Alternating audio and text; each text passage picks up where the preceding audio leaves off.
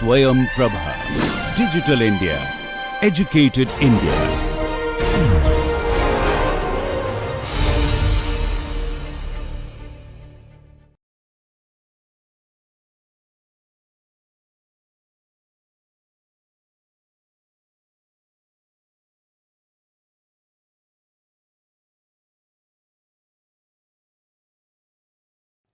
पाठ्यक्रम पुलिसिंग विधि एवं व्यवहार के 9वें सत्र में मैं डॉक्टर मीना रानी, समाज विज्ञान संकाय राजस्थान विश्वविद्यालय आपका स्वागत करती हूँ। पुलिसिंग विधि और व्यवहार के अब तक के 8 सत्र में हमने पुलिस और पुलिसिंग की अवधारणात्मक विवेचना की। हमने इसके ऐतिहासिक परिप्रेक्ष्य को जाना। हमने यह समझने का प्रयास किया कि पुलिस के साथ और कौन सी सांगठनिक इकाइयां हैं जो समाज में कानून और व्यवस्था बनाए रखने में अपनी भूमिका अदा करती हैं।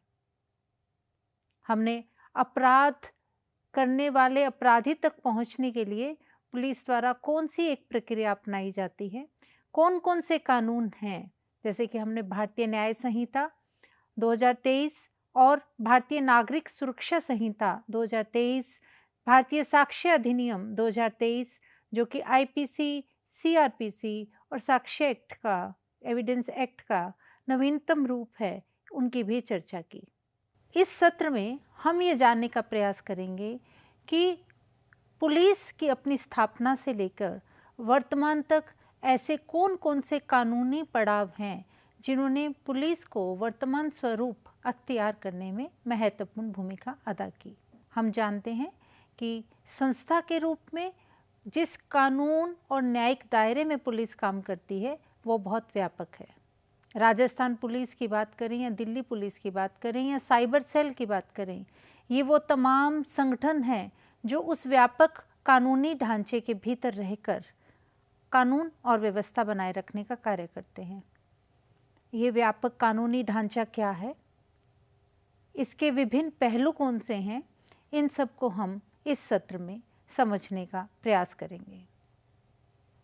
तो आज के इस सत्र में हमारा जो मुख्य विषय रहेगा वो रहेगा पुलिस अधिनियम एक विवेचना।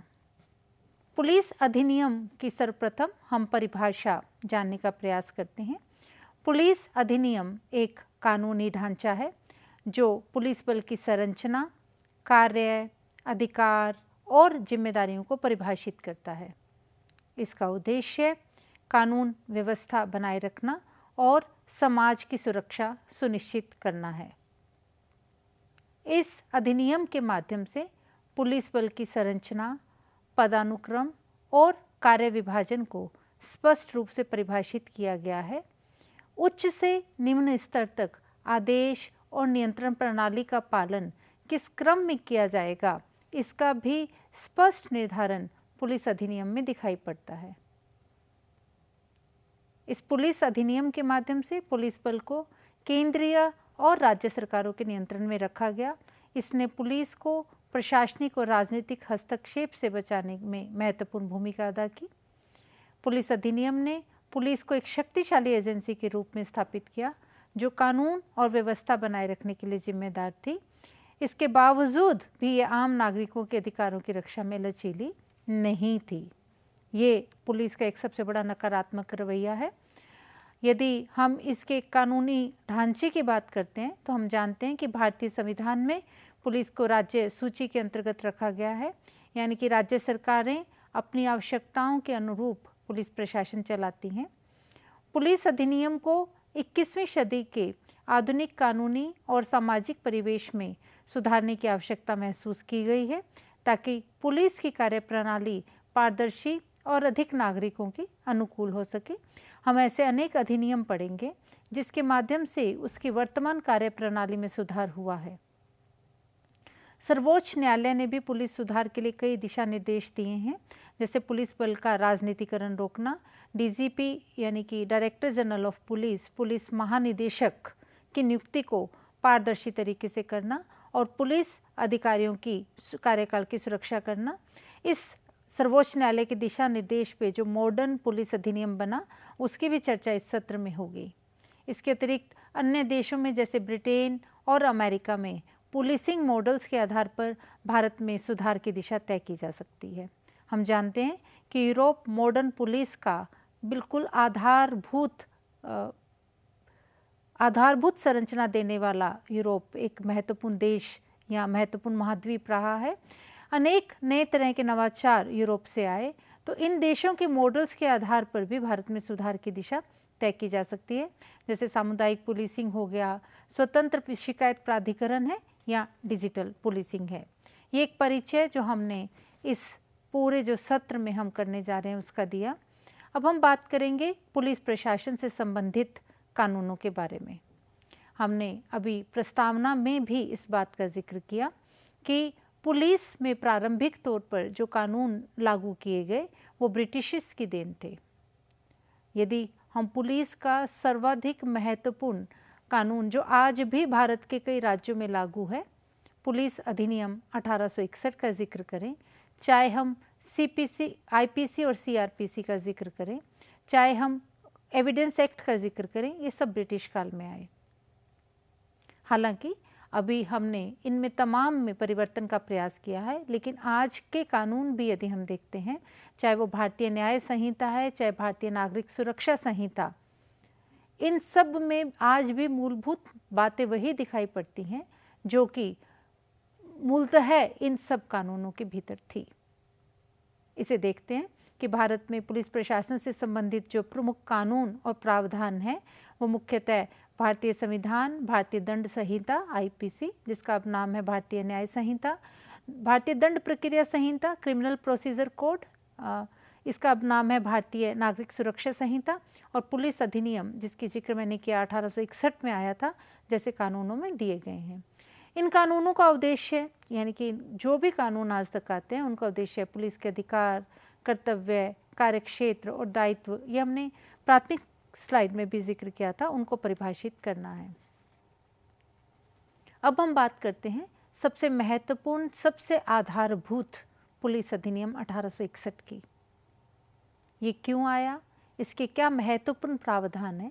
क्योंकि इसने सर्वप्रथम भारतीय पुलिस को एक सुव्यवस्थित ढांचा या जामा पहनाया।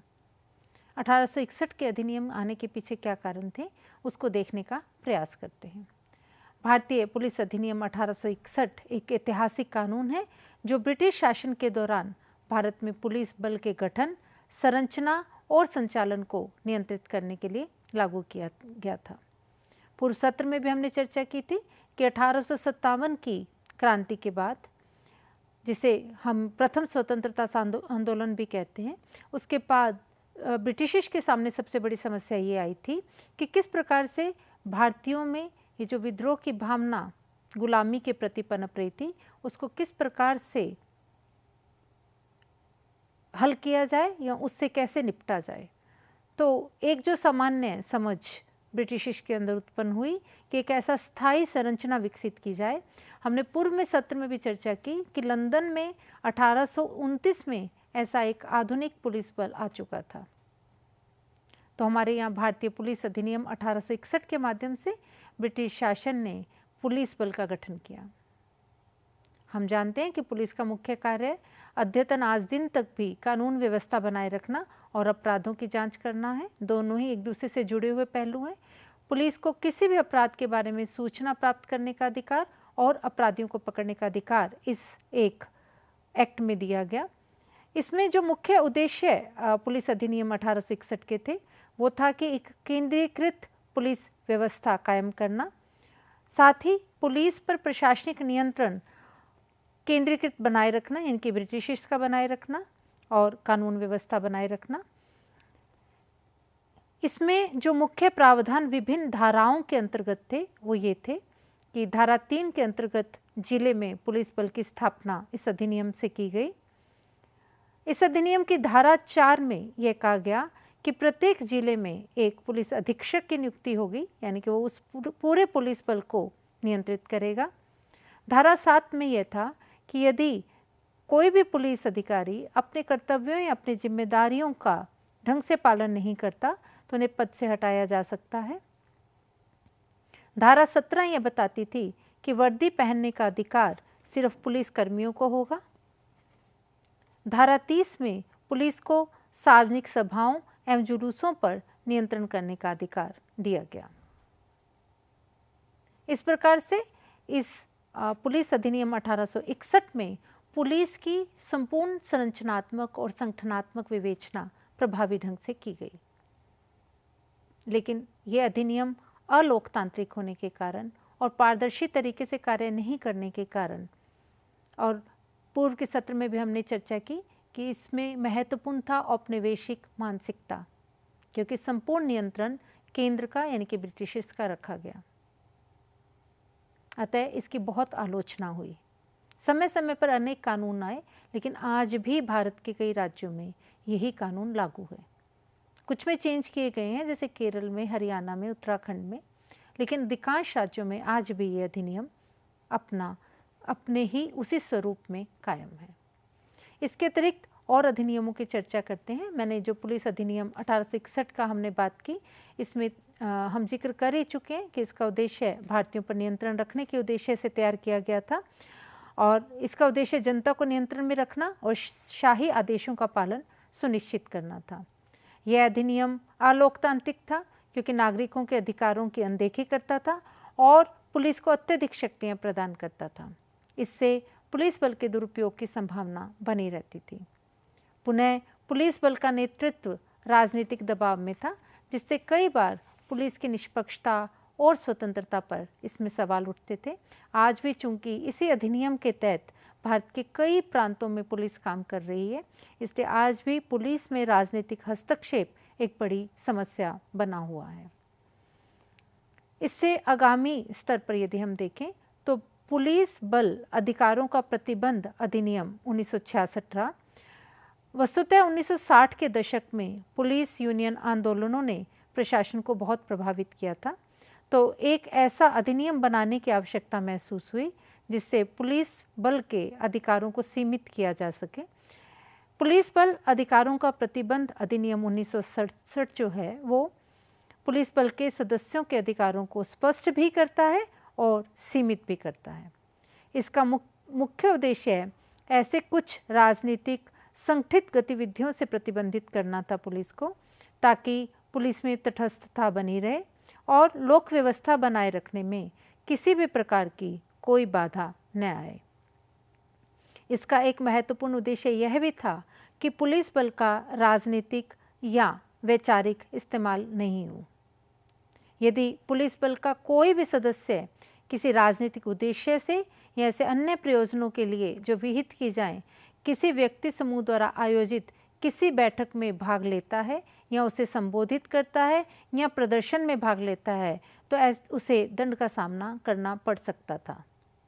खासकर ऐसे आंदोलन जो किसी भी प्रकार के असंतोष या विद्रोह को बढ़ावा देते थे। उसमें सामान्य दंड का प्रावधान नहीं था, अपितु उल्लंघन पर सरकारी सेवा से निलंबन और बर्खास्तगी के भी प्रावधान इस पुलिस बल अधिकारों का प्रतिबंध अधिनियम 1966 में किए गए। इसके अतिरिक्त एक ऐसा नागरिक अधिकार संरक्षण अधिनियम 1955 आया। हम जानते हैं कि भारतीय समाज की खूबसूरती विविधता है, परंतु इस खूबसूरती का एक पहलू यह भी है कि भारतीय समाज की इस विविधता ने समाज में अनेक प्रकार के स्तर निर्मित किए और समाज में अनेक प्रकार की कुरीतियों ने जन्म लिया, जिसमें यदि हम प्राचीन भारत में देखें तो सर्वाधिक महत्वपूर्ण कुरीति अस्पृश्यता थी। स्वतंत्रता के पश्चात संविधान के अनुच्छेद 17 में यूं तो अस्पृश्यता का उन्मूलन कर दिया गया, लेकिन फिर भी ऐसे अनेक मामले आए जिसमें समाज में अस्पृश्यता से संबंधित अनेक अपराध सामने आने लगे। तो एक ऐसे कानून की आवश्यकता उत्पन्न हुई जो नागरिकों को समान अधिकार दिलवाने में मदद कर सके। इसी कड़ी में ये कानून आया, नागरिक अधिकार संरक्षण अधिनियम 1955। हमने बात की कि इसका उद्देश्य अस्पृश्यता को समाप्त कर समान नागरिक अधिकार सुनिश्चित करना था। 1955 में जब ये बना तो इसे अस्पृश्यता अपराध अधिनियम 1955 कहा गया, लेकिन 1976 में इसका नाम परिवर्तन करके नागरिक अधिकार संरक्षण अधिनियम 1955 कर दिया गया। इसकी अनेक धाराएं थी। इसकी धारा 3 में अस्पृश्यता को बढ़ावा देना अपराध माना गया। धारा 4 में यह कहा गया कि धार्मिक, सामाजिक, शैक्षणिक संस्थानों में प्रवेश से रोकना अवैध होगा, अर्थात सार्वजनिक स्थानों जैसे मंदिर, कुएं, स्कूल आदि में किसी भी व्यक्ति को जाति या धर्म के आधार पर अलग करना या उसके प्रवेश को रोकना अपराध माना गया।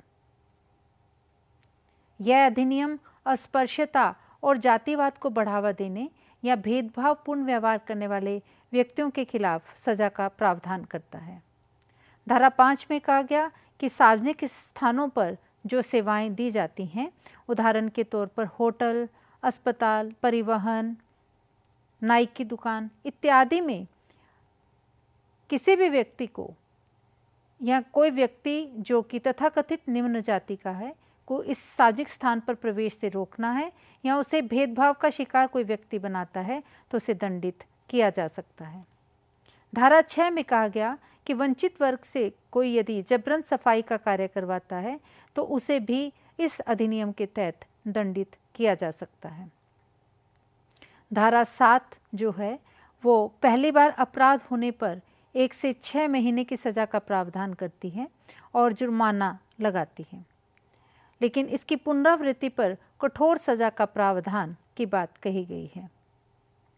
राज्य सरकार का दायित्व भी इस अधिनियम में सुनिश्चित किया गया कि राज्य सरकार इस अधिनियम को लागू करने के लिए विशेष अधिकारी और न्यायालय की नियुक्ति या उसकी स्थापना करेगी।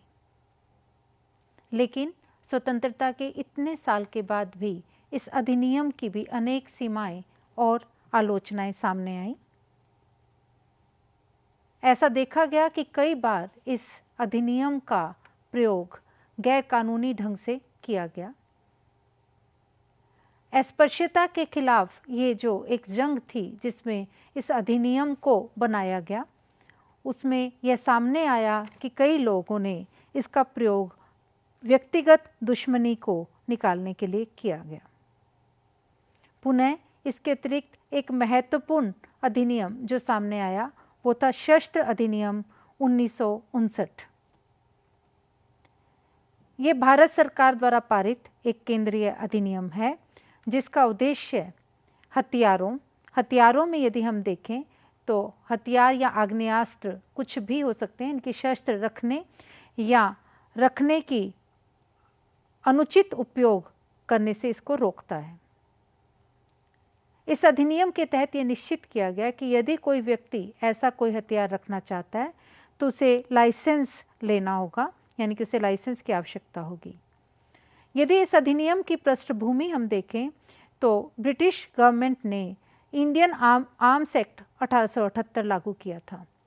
हम जानते हैं कि ब्रिटिश को इस बात का बहुत डर था कि भारतीयों में किसी भी प्रकार का विद्रोह उत्पन्न नहीं हो, इसलिए उन्होंने शस्त्र रखने में 1858 के इस अधिनियम में कठोर प्रतिबंध लगाए। लेकिन स्वतंत्रता के पश्चात एक संतुलित, न्यायसंगत और आधुनिक कानून की आवश्यकता महसूस की गई। इसीलिए शस्त्र अधिनियम 1959 बनाया गया जो कि 1962 से अस्तित्व में आया। इसका उद्देश्य, जैसा कि हमने पूर्व में भी कहा, हथियारों के स्वामित्व, निर्माण, बिक्री, आयात निर्यात और परिवहन को विनियमित करना रहा। पुनः अवैध हथियारों के प्रचलन को रोकना और अवैध हथियारों के प्रचलन को रोककर जन सुरक्षा सुनिश्चित करना रहा। इस अधिनियम में भी अनेकानेक प्रावधान हैं जो कि इस अधिनियम के दुरुपयोग को रोकते हैं, या हम यूँ कहें कि वो शस्त्रों के दुरुपयोग को रोकने के लिए अनेक धाराएं इस अधिनियम में बनाई गई, जिसकी चर्चा हम करेंगे। इसमें धारा 3 जिसमें ये कहा गया कि बिना लाइसेंस शस्त्र रखना अपराध है, यानी कि शस्त्रों का स्वामित्व जो है बिना लाइसेंस के अवैध माना जाएगा और इसके लिए दंड का प्रावधान किया गया। धारा 4 अपवाद को बताती है, यानी कि कुछ संस्थाएं एवं प्रशिक्षण संस्थान निर्धारित नियमों के अंतर्गत शस्त्र रख सकते हैं। साथ ही उचित कारणों से, जैसे आत्मरक्षा है, खेल या शिकार, इसके आधार पर लाइसेंस दिया जा सकता है। धारा 5 में यह कहा गया कि शस्त्रों का निर्माण, बिक्री एवं ट्रांसफर के लिए पूर्व सरकार की अनुमति आवश्यक है। धारा 7 में यह कहा गया कि स्वचालित और विशेष हथियारों पर पूर्ण प्रतिबंध लगाया जाता है। केवल यह अनुमति जो है वो रक्षा बलों के पास रहेगी। साथ ही शस्त्र अधिनियम 1959 में विभिन्न प्रकार के आग्नेयास्त्रों यानी कि फायर आर्म्स को वर्गीकृत किया गया है और उनके स्वामित्व के लिए अलग अलग नियम बनाए गए। शस्त्र अधिनियम 1959 न केवल ये प्रावधान करता है कि शस्त्र रखने के लिए लाइसेंस लेना आवश्यक है, अपितु ऐसा रखने पर बिना लाइसेंस के दंड का प्रावधान भी करता है। यदि दंड प्रावधान को देखें तो बिना लाइसेंस हथियार रखने, बनाने या बेचने पर 3 से 7 साल सज़ा और जुर्माना और गंभीर मामलों में आजीवन कारावास का प्रावधान भी किया गया। हालांकि शस्त्र अधिनियम में एक संशोधन 2019 में किया गया। अब ये शस्त्र संशोधन अधिनियम 2019 से जाना जाता है। लाइसेंसधारी व्यक्ति जो है अब केवल एक शस्त्र रख सकता है। इससे पहले उसे 3 शस्त्र रखने की इजाज़त दी गई थी। पुनः साथ ही ये कहा गया कि अब न्यूनतम सज़ा 3 साल नहीं होकर 7 साल का प्रावधान किया गया है और अधिकतम सज़ा पूर्व की तरह आजीवन कारावास रखी गई है। इस अधिनियम के क्रियान्वयन के लिए गृह मंत्रालय को उत्तरदायी बनाया गया है। साथ ही इस अधिनियम में यह कहा गया कि सार्वजनिक स्थानों पर शस्त्रों के खुलेआम प्रदर्शन या उपयोग को प्रतिबंधित किया जाता है, चाहे वो लाइसेंस वाला ही क्यों नहीं हो। मैंने पूर्व में भी बताया कि व्यक्ति को जो शस्त्र लाइसेंस शुदा भी है वो केवल स्वीकृत स्थानों पर और स्वीकृत कारणों से ही प्रयोग में लाया जा सकता है, जैसे कि शिकार, हुटिंग या आत्मरक्षा। हमने पूर्व में चर्चा की है कि शस्त्रों को अवैध रूप से स्वामित्व रखने या अवैध गतिविधियां करने पर कठोर सजा का प्रावधान किया गया है। शस्त्र लाइसेंस लेने की एक निर्धारित प्रक्रिया भी इस एक अधिनियम में है। सर्वप्रथम यदि हम शस्त्र लाइसेंस लेना चाहते हैं तो उससे संबंधित निवेदन या तो जिला कलेक्टर को और जिन भी शहरों में कमिश्नरेट प्रणाली है वहाँ पुलिस कमिश्नर को या पुलिस अधीक्षक को करना होता है। पुनः द्वितीय चरण चरित्र सत्यापन का है। चरित्र सत्यापन के पश्चात आत्मरक्षा या सुरक्षा कारण जिसके आधार पर लाइसेंस मांगा गया उसकी आवश्यकता का मूल्यांकन किया जाता है। यदि एक बार ऐसा सुरक्षा कारणों की वजह से लाइसेंस प्रदान कर दिया जाए तो हर तीसरे या 5वें साल में नवीनीकरण का प्रावधान भी इस अधिनियम में है। शस्त्र अधिनियम 1959 के बाद एक जो अन्य महत्वपूर्ण अधिनियम है वो है SC और ST यानी कि अनुसूचित जाति और अनुसूचित जनजाति अत्याचार निवारण अधिनियम 1989। हमने पूर्व में भी चर्चा की कि यद्यपि संविधान के अनुच्छेद 17 में अस्पृश्यता का निवारण की बात कही गई थी, लेकिन तत्पश्चात भी अस्पृश्यता समाज में मौजूद रही। इसलिए इससे संबंधित कानून बनाना पड़ा, जिसमें इसमें अनेक प्रावधान इस कानून में किए गए। धारा 3 में अत्याचार के क्या क्या कृत्य हैं वो बताए गए, जैसे जाति सूचक गालियां देना पहला, द्वितीय सार्वजनिक रूप से अपमान करना, तृतीय मंदिर कुएं, तालाब आदि से वंचित करना। चौथा, बलात्कार, हमला, हत्या, सामाजिक बहिष्कार इत्यादि। पांचवा, झूठे केस में इस वंचित वर्ग की जातियों को फंसाना या इनको भूमि से बेदखल करना। यद्यपि मूल जो अधिनियम था 1989 का, उसमें संशोधन करके 2015 में ये 3 नई श्रेणियां जोड़ी गई, जिसमें से सामाजिक बहिष्कार, झूठे केस में फंसाना और तीसरा SC/ST महिला का शीलभंग यानी कि बलात्कार को जोड़ा गया है। पुनः इसकी धारा 14 में सुनवाई के लिए राज्य सरकार का दायित्व सुनिश्चित किया गया है। धारा 14 यह प्रावधान करती है कि राज्य सरकारें इस अधिनियम के पालन के लिए विशेष न्यायालय का गठन करेंगी। धारा 15A को देखें तो पीड़ितों के अधिकार की बात करती है। उदाहरण के तौर पर उनकी सुरक्षा की, उनकी मुआवजा एवं पुनर्वास के अधिकार क्या हैं, उसका उल्लेख धारा 15A में है। साथ ही वो चूंकि गवाह बनेंगे तो उसकी गवाही के लिए सुविधा और सुरक्षा का प्रावधान भी धारा 15A में दिखाई पड़ता है। 2018 में सुप्रीम कोर्ट के एक निर्णय से एक महत्वपूर्ण प्रावधान इसमें जोड़ने की बात हुई।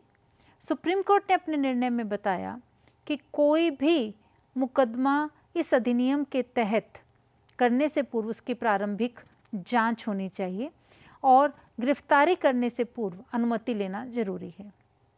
लेकिन 2018 में विधायिका द्वारा इसमें परिवर्तन करके प्रारंभिक जांच और गिरफ्तारी से पूर्व अनुमति पर रोक लगा दी गई।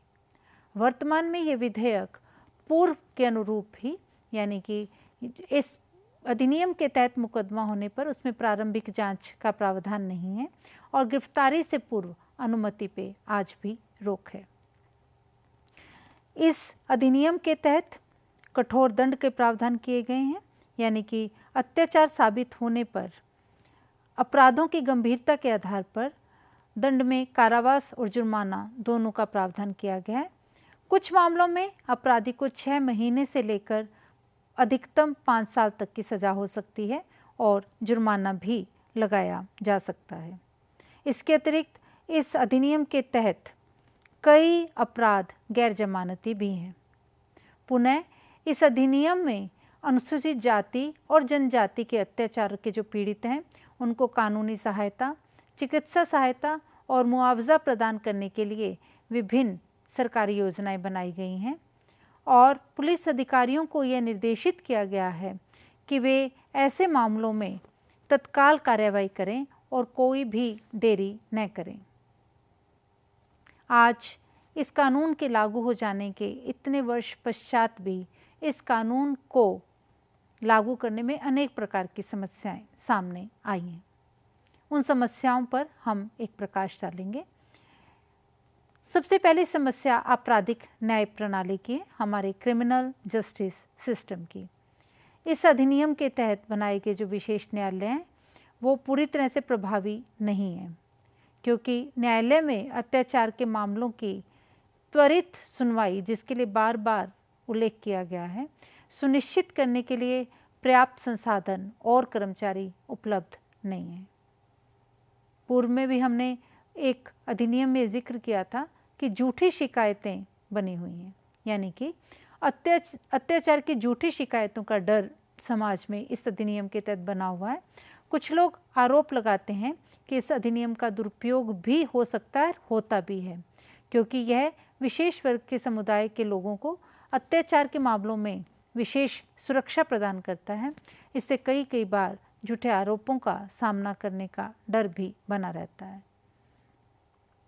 पुनः हर एक अधिनियम की एक जो महत्वपूर्ण कमी रहती है वो इस अधिनियम के साथ भी है, यानी कि अधिनियम से संबंधित समाज में जागरूकता की कमी है।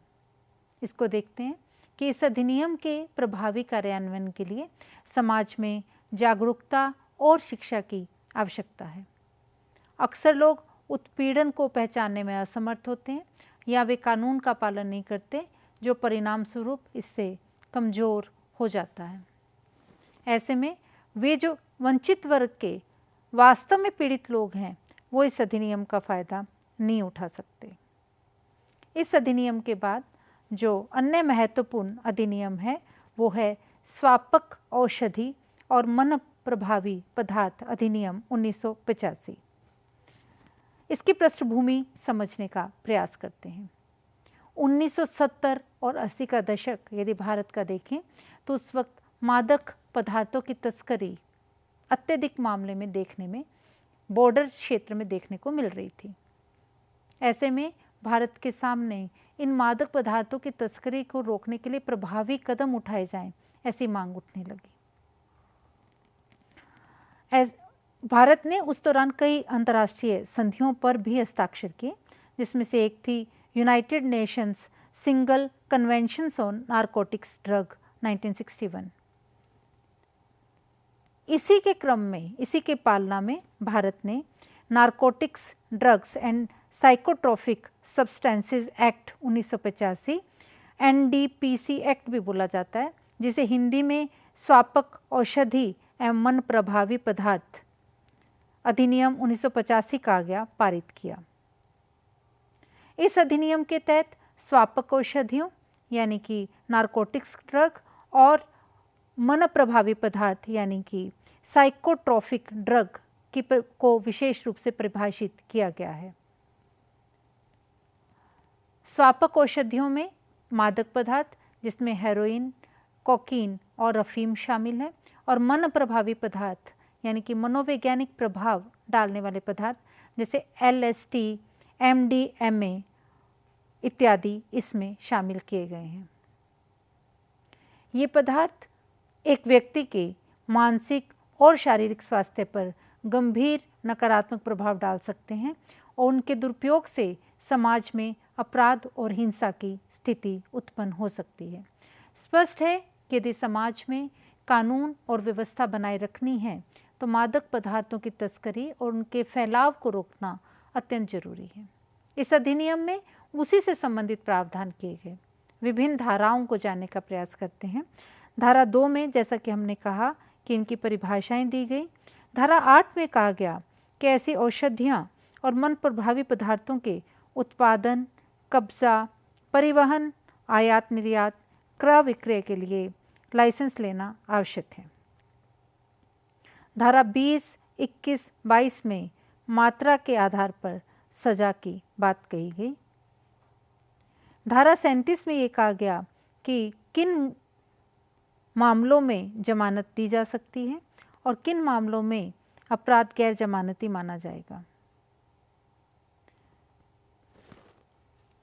इसकी प्रवर्तन एजेंसी जो है NCB नारकोटिक्स कंट्रोल ब्यूरो को बनाया गया।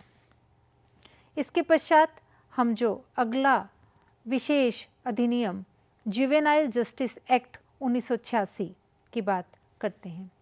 इसे हिंदी में किशोर न्याय अधिनियम 1986 के नाम से जाना जाता है।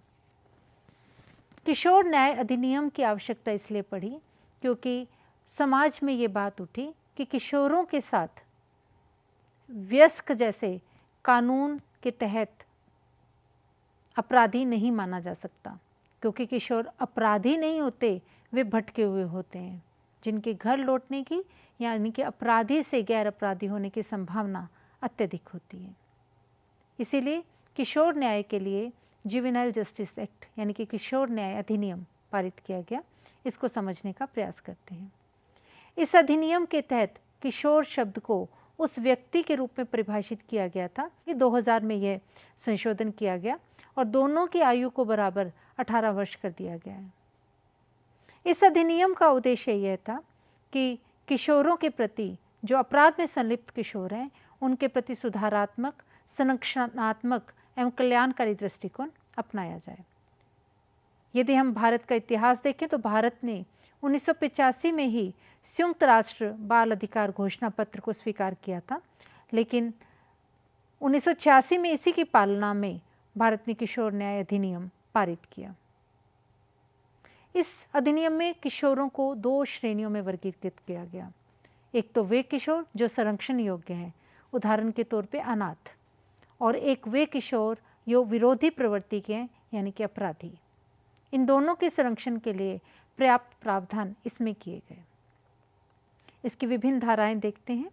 इसमें 2 बार अब तक का संशोधन जो है इसमें किया गया है। मैंने बताया पूर्व में भी कि 2000 में एक संशोधन किया गया जिसमें किशोर की आयु भी किशोरी के बराबर 18 वर्ष कर दी गई, यानी कि जुवेनाइल जस्टिस एक्ट 18 वर्ष तक के लोगों को इसमें किशोर मान लिया गया। जो महत्वपूर्ण संशोधन इसमें आया वो किशोर न्याय संशोधन अधिनियम 2015 के माध्यम से आया, क्योंकि निर्भया कांड जब 2012 में हुआ उसके बाद हम सब जानते हैं कि निर्भया कांड ने पूरे देश को हिला के रख दिया। निर्भया कांड में शामिल होने वाले कई युवा जो थे वो किशोरावस्था के थे, लेकिन पूरे समाज में ये बात उठी कि गंभीर अपराधों में शामिल होने वाले किशोरों को इस अधिनियम के तहत नहीं रखा जा सकता। इसीलिए संशोधन अधिनियम विधायिका ने पारित किया जिसमें उन्होंने किशोरों द्वारा गंभीर अपराध करने पर उन पर वयस्कों के समान मुकदमा चलाया जा सकता है, इस प्रावधान को इस अधिनियम में शामिल किया। यद्यपि यह अधिनियम गोपनीयता का प्रावधान भी करता है, यानी कि यदि कोई किशोर सामान्य अपराध करता है तो उसका नाम, चित्र या उसकी पहचान उजागर नहीं की जा सकती। किशोर न्याय अधिनियम जिसमें हम इसको लागू करने के लिए राज्य सरकारों की एक विशेष प्रकार की जिम्मेदारी सौंपी गई, जिसमें इसके तहत किशोर न्यायालय की स्थापना की जानी होती है। इन न्यायालयों में केवल किशोरों से संबंधित मामलों की सुनवाई की जाती है ताकि उनका विशेष ध्यान रखा जा सके, और वही जो हमने पूर्व में चर्चा की, और उन पर दयालुता और सुधारात्मक दृष्टिकोण से विचार किया जा सके।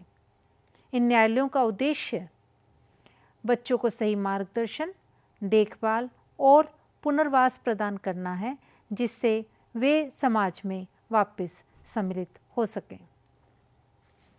इसके बाद हम जिस महत्वपूर्ण अधिनियम की चर्चा कर रहे हैं वह है मानवाधिकार संरक्षण अधिनियम 1993। भारत में 90 के दशक के प्रारंभ में ऐसी अनेक घटनाएं आई, चाहे वो पूर्वोत्तर राज्यों की थी या कश्मीर की, जिसमें पुलिस की अनेक प्रकार के जनता को टॉर्चर करने की खबरें सामने आई। ऐसी अनेक सैन्य कार्रवाइयों की खबरें भी सामने आई जिसने आम जनता की भावना को झकझोर के रख दिया। ऐसे में यह आवाज़ उठी कि मानवाधिकार संरक्षण की दिशा में भी सरकार को प्रयास करना चाहिए। उसी की परिणति मानवाधिकार संरक्षण अधिनियम 1993 के रूप में हुई। इसको समझने का प्रयास करते हैं। मानवाधिकार संरक्षण अधिनियम, जैसा कि मैंने पूर्व में बताया, 1990 के दशक में जो मानवाधिकार उल्लंघन के मामले आए उसके संदर्भ में आया। हालांकि भारत का यदि हम इतिहास देखें तो भारत ने 1948 में ही संयुक्त राष्ट्र मानवाधिकार घोषणा पत्र का समर्थन कर दिया था। मानवाधिकार का उद्देश्य, इसका जो घोषणा पत्र था उसका था मानवाधिकार का संरक्षण करना, उसका संवर्धन करना, उसकी उल्लंघन की जांच करना, उसको रोकथाम करना। इसी के तदनुरूप हमारे यहाँ मानवाधिकार संरक्षण अधिनियम 1993 लागू किया गया। इसमें अनेक धाराएं हैं, जिसमें धारा 2D में हमने मानवाधिकार की परिभाषा रखी। मानवाधिकार की परिभाषा में हमने उन अधिकारों को शामिल किया जो भारतीय संविधान द्वारा हमारे नागरिकों को प्रदत्त हैं, यानी कि मूल अधिकार। इसके अतिरिक्त विभिन्न अंतर्राष्ट्रीय संधियों द्वारा जो अधिकार मनुष्य को दिए गए उसको भी हमने यहाँ मानवाधिकारों की श्रेणी या परिभाषा के अंतर्गत माना। पुनः हमने इसके लिए एक मानवाधिकार आयोग की स्थापना का प्रावधान किया। इस अधिनियम के तहत राष्ट्रीय स्तर पर राष्ट्रीय मानवाधिकार आयोग और राज्य स्तर पर राज्य मानवाधिकार आयोग की स्थापना की गई। राष्ट्रीय मानवाधिकार आयोग यानी कि NHRC का मुख्य कार्य था राष्ट्रीय स्तर पर मानवाधिकारों का उल्लंघन रोकने के लिए नीतियां और सुझाव देना और मानवाधिकारों के उल्लंघन के मामलों की जांच करना। राज्य मानवाधिकार की बात करें तो ये राज्य स्तर पर समान रूप से कार्य करता है और राज्य के भीतर मानवाधिकारों के उल्लंघन के मामलों की जांच करता है। दोनों स्तर के आयोगों को सिविल न्यायालय की शक्तियां प्राप्त हैं, यानी कि वो गवाह को बुला सकते हैं समन भेजकर, दस्तावेज मांग सकते हैं, निरीक्षण कर सकते हैं। पर इन दोनों की महत्वपूर्ण कमी ये है कि आदेश नहीं दे सकते, अपितु ये केवल सिफारिश कर सकते हैं और सामान्यतः देखने में आया है कि सरकारें उसमें कोई रुचि नहीं लेती। 2006 और 2019 में मानवाधिकार संरक्षण अधिनियम में चेंज किया गया। मानवाधिकार आयोग में, राष्ट्रीय मानवाधिकार आयोग में पहले सर्वोच्च न्यायालय का कोई भी सेवानिवृत्त मुख्य न्यायाधीश ही अध्यक्ष हो सकता था, लेकिन अब सर्वोच्च न्यायालय का कोई भी सेवानिवृत्त न्यायाधीश इसका अध्यक्ष हो सकता है। साथ ही महिलाओं के, अनुसूचित जनजाति के प्रतिनिधित्व का प्रावधान इसमें किया गया। इस अधिनियम के अतिरिक्त एक महत्वपूर्ण अधिनियम जो वर्तमान दौर में जिसकी बहुत ज़रूरत है, वो लाया गया सूचना प्रौद्योगिकी अधिनियम 2000 के माध्यम से। सूचना प्रौद्योगिकी अधिनियम 2000 में भारत में डिजिटल और इलेक्ट्रॉनिक लेन देन को वैध बनाने, इंटरनेट और कंप्यूटर से संबंधित अपराधों को नियंत्रित करने और सूचना प्रौद्योगिकी के क्षेत्र में एक मजबूत कानूनी ढांचा तैयार करने के उद्देश्य से पारित किया गया। इस अधिनियम ने इलेक्ट्रॉनिक रिकॉर्ड्स और डिजिटल सिग्नेचर को वैध माना और उन्हें कागजी दस्तावेजों के समान कानूनी स्थिति दी। इसका उद्देश्य यह था कि डिजिटल रूप में किए गए लेन देन और दस्तावेज की प्रामाणिकता को सुनिश्चित किया जा सके। इस अधिनियम ने इलेक्ट्रॉनिक गवर्नेंस को बढ़ावा दिया, जिससे सरकारी दस्तावेज और सेवाएं ऑनलाइन उपलब्ध हो सकें। इसमें भी अनेक सेक्शन या धाराएं थीं। धारा 66 में साइबर अपराधों के लिए दंड का प्रावधान किया गया, जिसमें जेल की सज़ा और जुर्माना दोनों शामिल है। उदाहरण के लिए हैकिंग और डेटा चोरी के मामलों में अधिकतम 3 वर्ष तक की सज़ा और जुर्माना हो सकता है। यदि सूचना प्रौद्योगिकी अधिनियम की और बात करें तो इसमें विभिन्न प्रकार के साइबर अपराधों को परिभाषित किया गया, जैसे हैकिंग के मायने हैं कंप्यूटर सिस्टम में अवैध प्रवेश करना और डेटा या सूचना चुराना। डेटा चोरी यानी कि बिना अनुमति के किसी व्यक्ति के डेटा या जानकारी की चोरी करना। वायरस फैलाना, कंप्यूटर वायरस फैलाना या अन्य दुर्भावनापूर्ण सॉफ्टवेयर फैलाना। ईमेल धोखाधड़ी, किसी अन्य व्यक्ति या संगठन के नाम पर ईमेल भेजना। नकली वेबसाइट बनाना, जिसे फिशिंग कहते हैं, किसी अन्य की पहचान का इस्तेमाल करके धोखाधड़ी करना। इसके अतिरिक्त वर्तमान परिस्थितियों में जब वैश्वीकरण आया, हम 1991 की इकोनॉमिक पॉलिसी की बात करें, आर्थिक नीति की, तो 3 नई नीतियों को लागू किया गया: लिबरलाइजेशन, प्राइवेटाइजेशन और ग्लोबलाइजेशन। वैश्वीकरण से पूरे विश्व में सीमाएं मंद पड़ गई या सीमा पार किसी भी रूप में आना जाना बहुत आसान हो गया। ऐसे में मनी लॉन्ड्रिंग के कई मामले सामने आने लगे। मनी लॉन्ड्रिंग यानी कि धन शोधन को रोकने के लिए एक और पुलिस का इस अपराध में सहायता करने के लिए एक अधिनियम धन शोधन के संदर्भ में लाया गया, जिसे कहते हैं धन शोधन निवारण अधिनियम 2002। इस अधिनियम के तहत यदि कोई व्यक्ति धन शोधन में यानी कि मनी लॉन्ड्रिंग में संलिप्त पाया जाता है तो उस पर कड़ी सज़ा का प्रावधान है। इसमें 5 साल तक की सज़ा और जुर्माना शामिल है। यह सज़ा अधिकतम 7 साल तक बढ़ाई जा सकती है यदि अपराध विशेष रूप से गंभीर हो। इसके तहत अपराधियों की संपत्ति की जब्ती और संपत्ति की सीलिंग के प्रावधान भी हैं, ताकि अवैध धन को एकत्रित किया जा सके और उसे वापस कानूनी प्रक्रिया में लाया जा सके। इस अधिनियम में जो प्रवर्तन एजेंसियां हैं वो केंद्रीय जांच ब्यूरो, प्रवर्तन निदेशालय यानी कि ईडी और राष्ट्रीय जांच एजेंसी, ऐसी ये एजेंसियां जो हैं धन शोधन के मामलों की जांच और अभियोजन की जिम्मेदार मानी गई। प्रवर्तन निदेशालय यानी कि एनफोर्समेंट डायरेक्टरेट को इस अधिनियम के तहत विशेष शक्तियां दी गई हैं। यह संस्थान उन व्यक्तियों और संगठनों की संपत्तियों की जांच करता है जो धन शोधन में संलिप्त होते हैं। धन शोधन निवारण अधिनियम के बाद जो महत्वपूर्ण पुलिस के क्षेत्र में अधिनियम आया वो है मॉडल पुलिस अधिनियम 2006। मैंने पूर्व में भी चर्चा की कि आज भी भारत के अनेक राज्यों में ब्रिटिश काल का पुलिस अधिनियम 1861 कुछ संशोधनों के साथ लागू है। समय समय पर ये बहुत मांग उठी कि आज ब्रिटिश काल के उस अधिनियम को परिवर्तित करने की, समयानुकूल परिवर्तन की आवश्यकता आन पड़ी है। ऐसे एक मामले में सुप्रीम कोर्ट ने सरकार को निर्देशित किया और मॉडल पुलिस अधिनियम 2006 आया। हम जानते हैं कि पुलिस चूंकि राज्य सूची का विषय है, इसलिए केंद्र सरकार कोई भी कानून बनाकर राज्यों को लागू करने के लिए बाध्य नहीं कर सकती। इसलिए एक मॉडल पुलिस अधिनियम 2006 लाकर राज्यों से आग्रह किया गया कि इसके अनुरूप वो अपनी अपनी पुलिस बल को व्यवस्थित करने का प्रयास करें। इस मॉडल पुलिस अधिनियम 2006 को समझने का प्रयास करते हैं। जैसा कि मैंने पूर्व में भी कहा, इस अधिनियम का उद्देश्य पुलिस विभाग को अधिक सक्षम, जवाबदेह और जनता के प्रति संवेदनशील बनाना था। इसे केंद्रीय गृह मंत्रालय द्वारा तैयार किया गया और इसका उद्देश्य देश भर में पुलिस कार्यों को सुधारने के लिए एक मानक या एक स्टैंडर्ड ड्राफ्ट तैयार करना था, मानक रूपरेखा प्रदान करना था। यह अधिनियम पुलिस अधिकारियों को स्वतंत्रता और पारदर्शिता प्रदान करने पर जोर देता है ताकि वह बिना किसी बाहरी दबाव के अपना कार्य कर सकें। मॉडल पुलिस अधिनियम 2006 में अनेक ऐसे प्रावधान किए गए, उदाहरण के तौर पर जिससे पुलिस बल की जवाबदेही सुनिश्चित हो सके।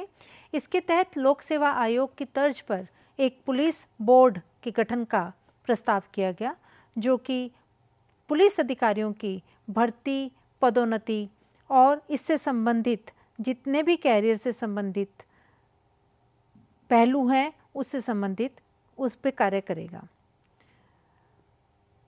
साथ ही एक पुलिस शिकायत प्राधिकरण बनाने का प्रावधान किया गया, जो पुलिस द्वारा जनता पर जो अत्याचार किए जाते हैं या हिरासत में मृत्यु जैसे आदि मामले होते हैं उनकी जांच करेगा।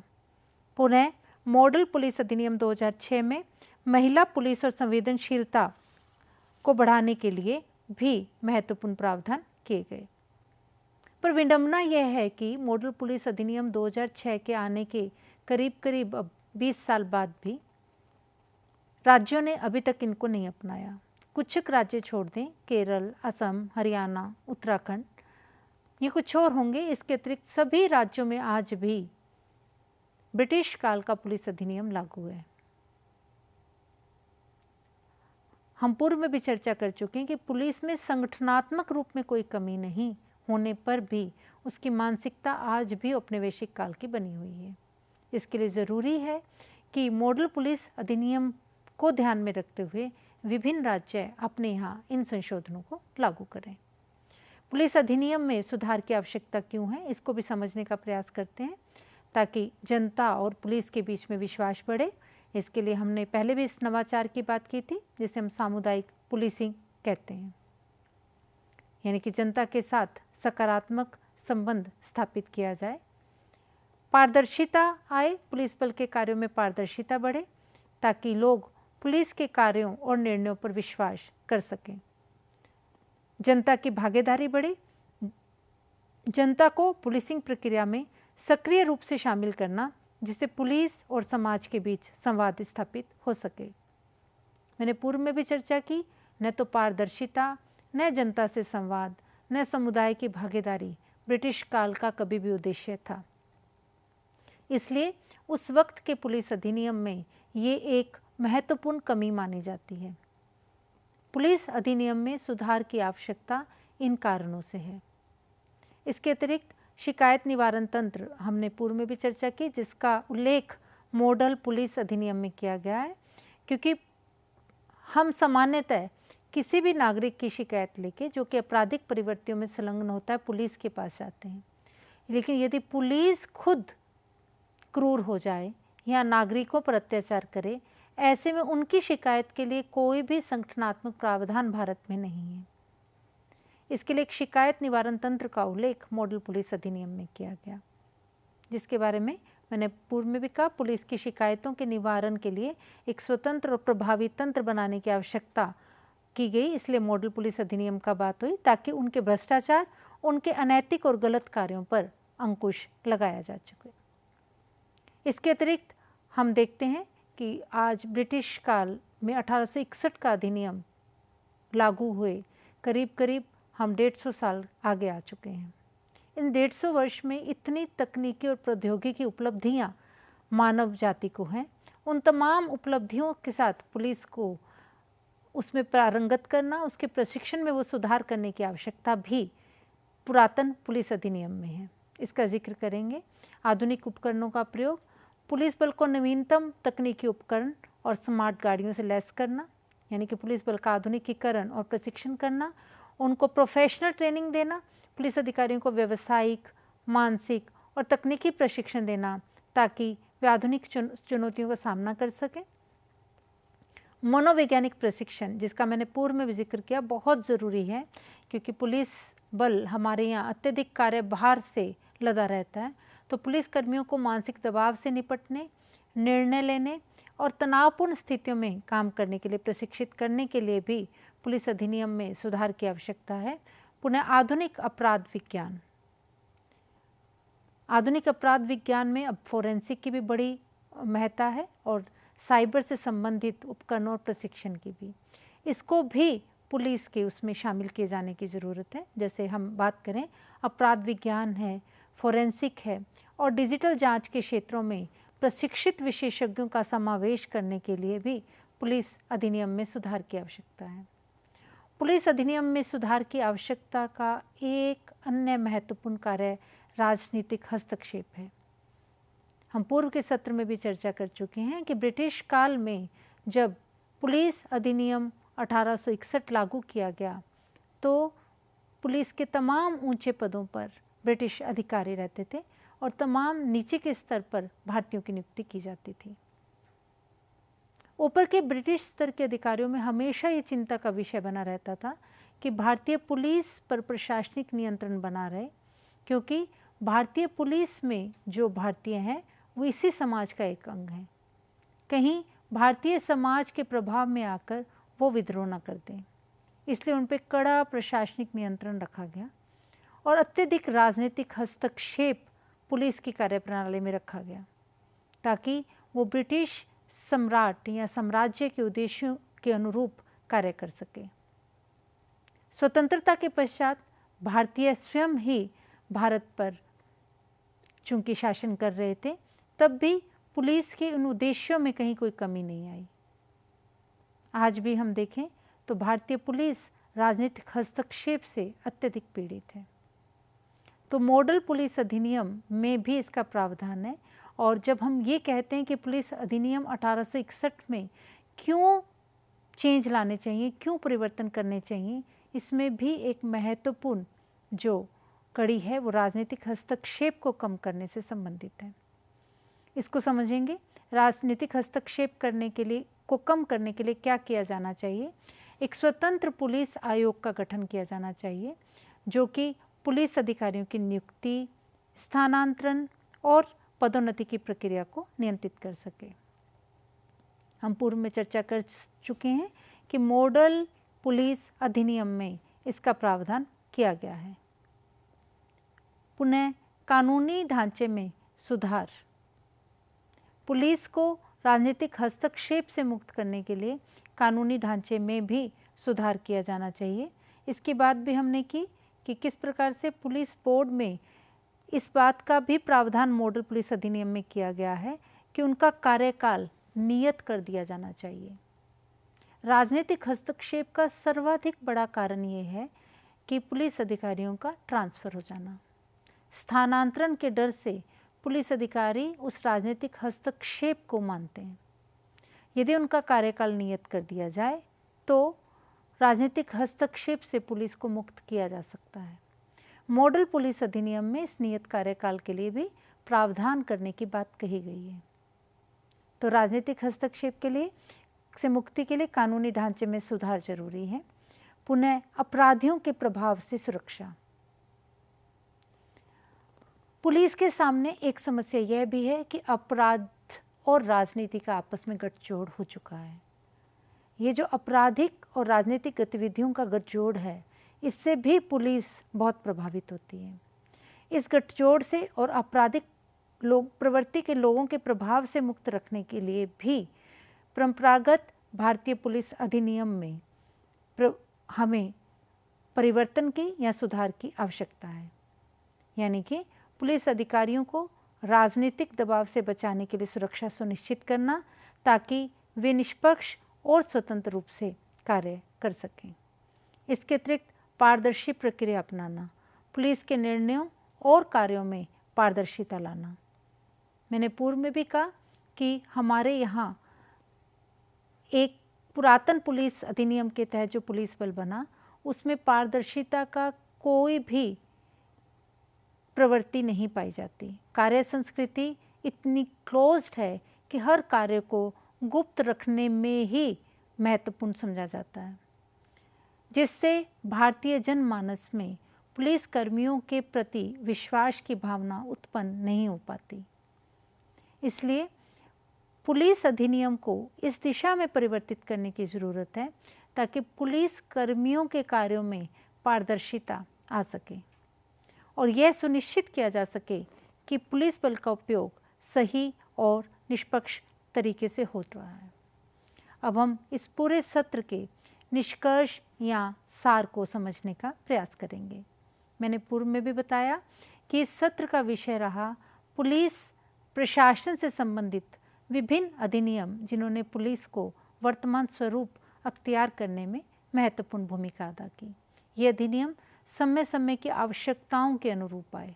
निष्कर्षतः हम जिन बिंदुओं को देख सकते हैं उनमें पुलिस प्रशासन से संबंधित कानून जो हैं वो जनता की सुरक्षा, कानून व्यवस्था बनाए रखने और अपराधों की रोकथाम के लिए आवश्यक हैं। हालांकि पुलिस की कार्यशैली में सुधार और नागरिक अधिकारों की रक्षा के लिए निरंतर प्रयास किए जाते रहने चाहिए। अंततः यह कहा जा सकता है कि पुलिस अधिनियम की सफलता उस पर आधारित नियमों और इन सुधारों के प्रभावी कार्यान्वयन पर निर्भर करती है। सरकारों और राज्य पुलिस बलों को चाहिए कि वे इन कानूनों और सुधारों को पूरी तरह से लागू करें और सुनिश्चित करें कि पुलिस बल प्रभावी, सुरक्षित और संवेदनशील तरीके से अपने कर्तव्यों का पालन कर सकें। इसके लिए क्या ज़रूरत है? इसके लिए ज़रूरत है स्वतंत्रता की, प्रशिक्षण की, पारदर्शिता की और जवाबदेही सुनिश्चित करने की, ताकि पुलिस प्रशासन जनता के प्रति अपनी जिम्मेदारी को, अपने दायित्वों को उचित तरीके से निभा सके। इस सत्र में आप सब उपस्थित रहे, इसके लिए आप सबका धन्यवाद।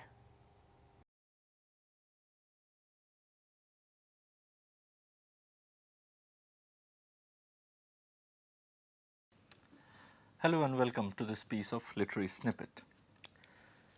British humour doesn't have a very high standing in the world.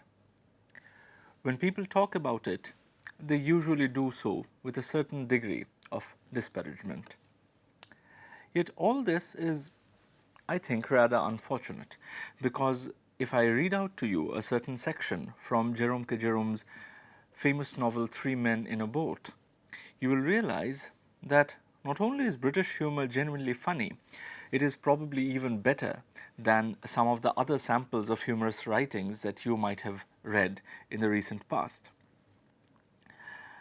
The story that I'm going to read out is told by Jerome, who thinks he is suffering from some kind of a malady.